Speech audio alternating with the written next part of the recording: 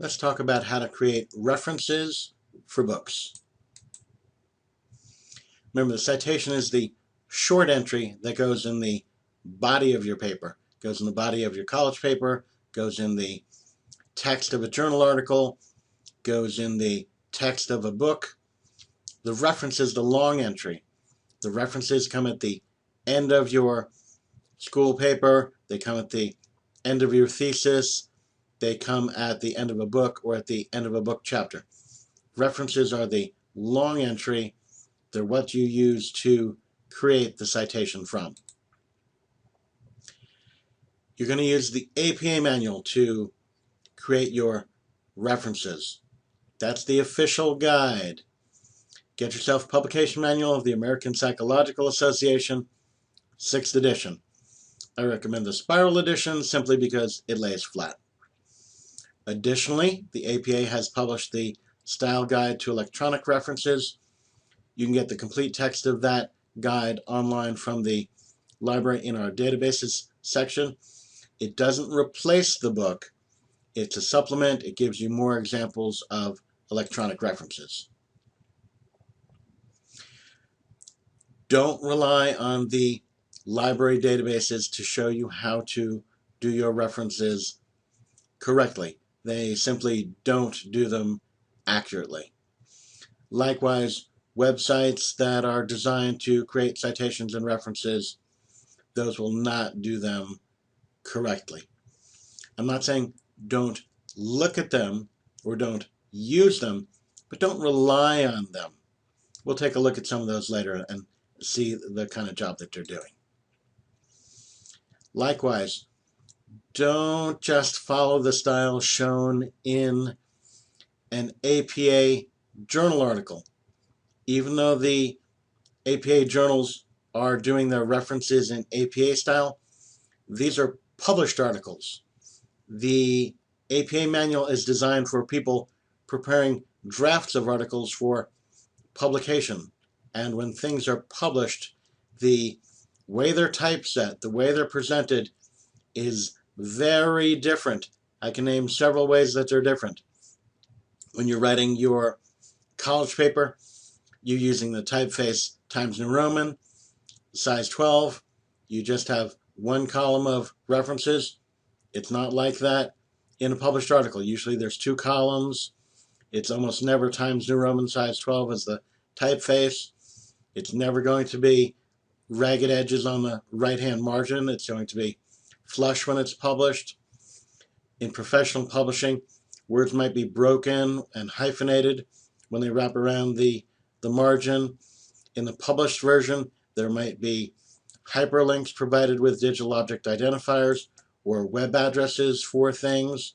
They also won't break the addresses or digital object identifiers in the same way that you do when you're preparing your references according to the manual. So when you look at a journal article and you look at the references for books and articles and things, the documentation elements will be pretty much in the right order and look correct, but the layout, the look and feel, the typesetting will not be the same. So you can use it, you can take a look at it, but don't rely on it for the accurate style.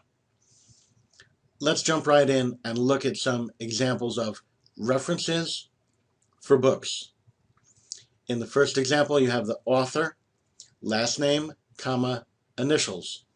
Just use the initials that are available. If you're given the first name and the middle name, then you've got two initials you can use. Otherwise, use what you have. Author, the publication date in parentheses, followed by a period. The title of the book. Book titles are italicized. They're written in sentence case, and that means everything's lowercase except the first letter of the title, the first letter of the subtitle, which is going to follow a colon, or any proper nouns. So in this case, genre reflecting, a guide to reading interests in genre fiction. The G in genre reflecting is capitalized because it starts the title. We see the colon, which indicates that there's a subtitle. And we capitalize the letter A. The next publication element is the publisher. Inglewood is the city, comma, CO is the two-letter abbreviation for Colorado. So city, comma, state, use the official two-letter postal abbreviations for states. The name of the publisher, and in this case, I got the book from a library database, and APA manual says, give us some kind of address for the database. APA gets a little picky when it comes to how to break a web address. They say do it before marks of punctuation unless it's that http:// part. Don't ever use a hyphen if you need to break it. Don't ever put a period at the end because that'll mess people up if they're trying to find the web address. The period will not allow it to work. In that second example, we have editors, king, ampersand, queen, the two editors, the publication date, the title of the book, again, sentence case, so it's all lowercase except the letter that starts it, the first letter in the subtitle, and Kona is a city, so that's a proper noun, and we capitalize that. The place of publication, Hilo, comma, HI for Hawaii, and then the title of the publisher. Again, APA is very picky, so you need to keep referring back to your book. They say things like, if the publisher's name ends in the word publishers, or the abbreviations co or inc, they say, leave that off. But if there's words like books or press, leave that on. The third example is for a chapter in an edited book. The author you see there is the author of the chapter within the book. Then you've got the publication date of the book, the title of the book chapter. It's not italicized. Just leave it plain. Then we have the names of the editors. They're not last name first. They're initials, then last name, initials, then last name. So W.E. Pickering, ampersand, D.A. Dewsbury. Editors. We have two editors. If we had three or more, we'd put a comma after the first editor, and then when we got to the last one, we use that ampersand. Now we get to the title of the book, then the pages in the book in which that chapter is located. In this case, this book chapter came out of the library database named Psych Books. This is the main place that you are going to find chapters of edited books with digital object identifiers. What APA says, if you have that DOI, put it at the end of the reference, and then don't bother putting the publication information, which is the city and state of the publisher and the publisher's name. That DOI takes the place of that. The newer style that APA is presenting is, as I've shown here in black. I got that from the APA style guide for the electronic references, or if you're just looking in the APA manual of the book, they say to do it like I've shown it in red with the DOI colon and just put the DOI. Again, the only place you're really going to find this is if you're using the Psych Books database to get book chapters. Otherwise, you're not really going to find book or book chapters with digital object identifiers. Let's go into a little more detail about each of these elements that we're using. The author. Most books just have one author. For edited books, sometimes there's more than one author. So if you had one, you would simply put one. With two, you're going to use an ampersand between the names. With several of them, 3, 4, 5, put a comma in between the authors. And before the last one, that's when you'll use the ampersand. Again, usually 1 or 2 authors for a book. You're not really going to find 9, 10, 11, 12 authors of a book, but APA style says in a reference, you list up to 7 authors. If you have 8 or more, only list the first 6, then you use an ellipsis. That's that ... saying, I left something out, I left some people out, and then put in the last author. APA says we want you to put in the last author because they might have a particular role or importance in the study, so make sure and put that last person. The date in parentheses. The title, again, titles of books are italicized, and you do them in sentence case. That's all lowercase, unless it's the first letter of the title, the first letter after a full colon, meaning the subtitle is coming, or a proper noun. You put the publication information. That's city and state of the publisher. If it's an overseas publisher, you're going to put the city and the country, and you're going to spell out the country name.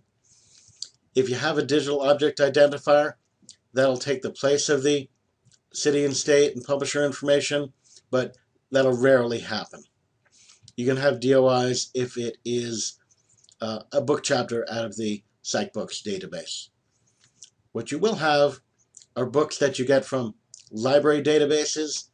In that case, keep that publication information, city, state, publisher, but add the web address of the database. What you use for that address is going to be a little tricky. Usually it's somewhere in the database, or call the library and ask them, hey, I need to do an APA reference.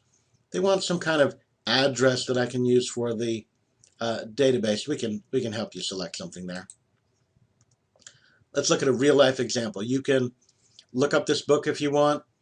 It's in the Safari Books database at the library. You can go to the Troy University Library, go to databases, and go to Safari Books.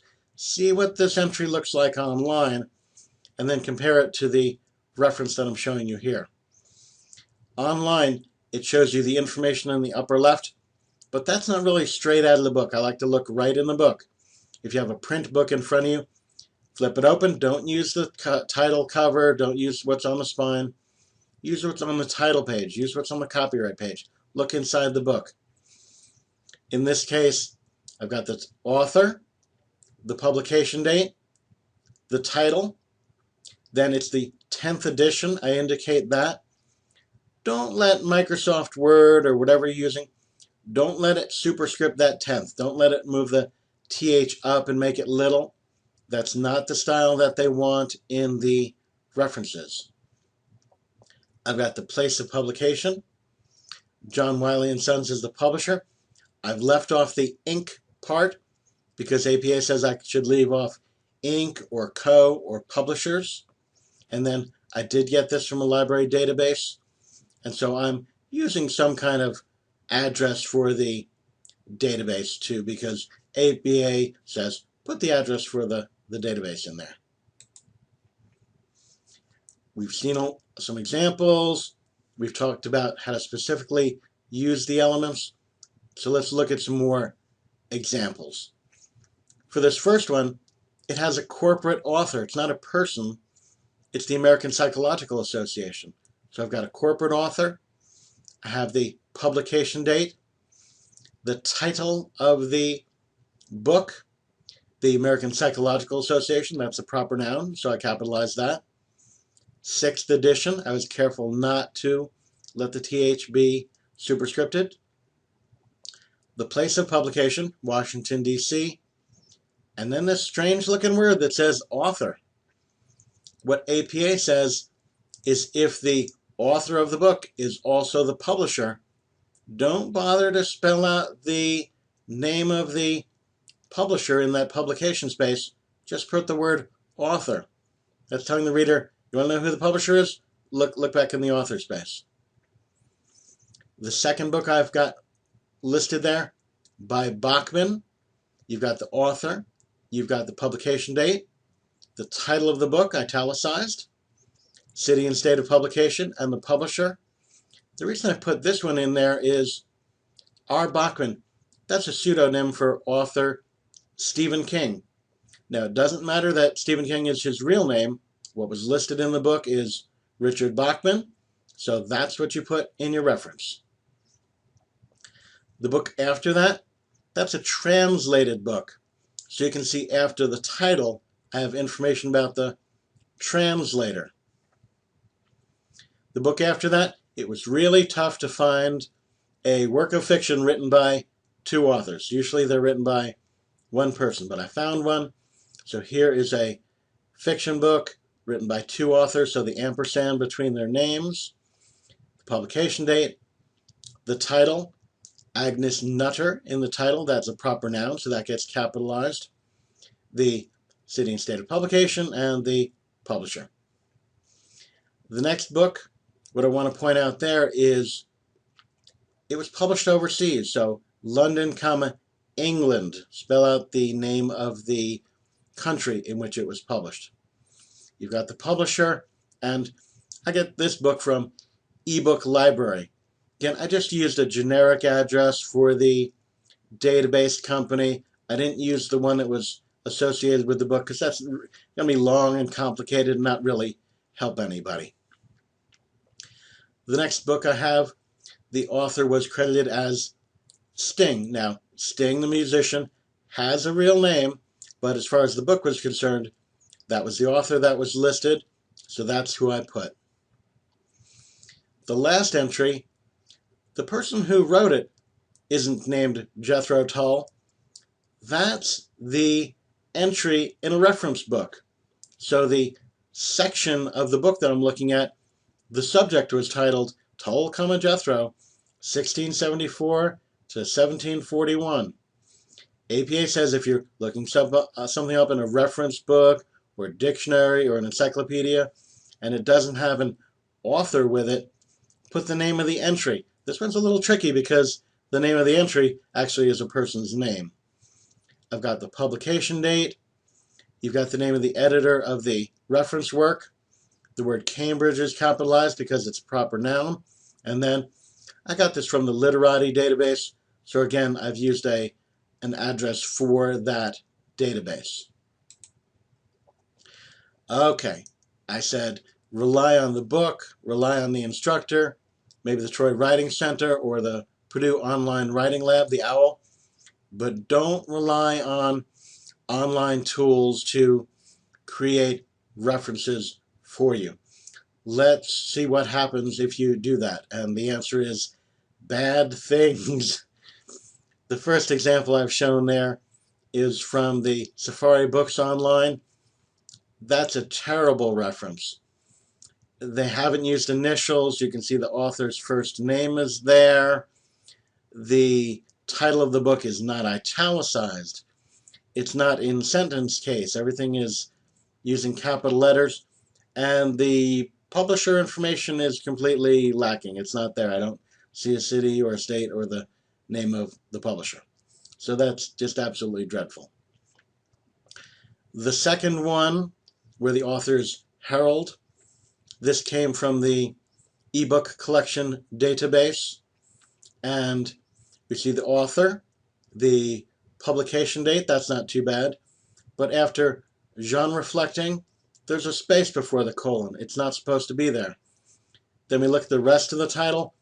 It's done in title case, not sentence case, so all those letters are capitalized. They're not supposed to be. We see the place of publication, Englewood, Colo. Well, it's only supposed to be two capital letters, C and O for Colorado. And in this case, where the publisher is, it has a typo. Libraries Unlimited. It's supposed to be unlimited. And then there should be some kind of statement as to which database I got it out of.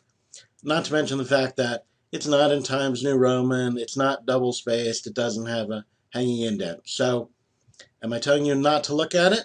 No, I'm saying it's okay to look at it, but you're going to have an awful lot of correcting to do. Look right above that one. Do you see that note? Most people don't read the note that comes with the reference. I'm going to read this one to you. Review the instructions and make any necessary corrections before using. And then in bold letters they say, pay special attention to personal names, capitalizations, and date. Always consult your library research for the exact formatting and punctuation guidelines. So they're telling you right there, this probably might not be right, so you better check up on that. Yeah, never forget to check your references. Check it against the APA manual. Check it against the book. Make sure you've got it right. The last example I've shown you here is from the ProQuest Central database. Again, it's supposed to be APA style, but it's not really. This is a chapter from an edited book. It's starting right with the chapter title with no editor, and then there's no period after that title before the publication date, and then the third edition, they've got that in there twice, and it's not really in the right place. They've given me the city, but not the state. They've left the ink part on the publisher that I'm not really supposed to have. So don't follow the databases or the web. What you want to do is follow the publication manual. You should purchase that. You can also get the APA Style Guide to Electronic References. There's no charge for that. You can log into and get that from the library databases. Rely on your instructor and rely on the Writing Center provided by Troy.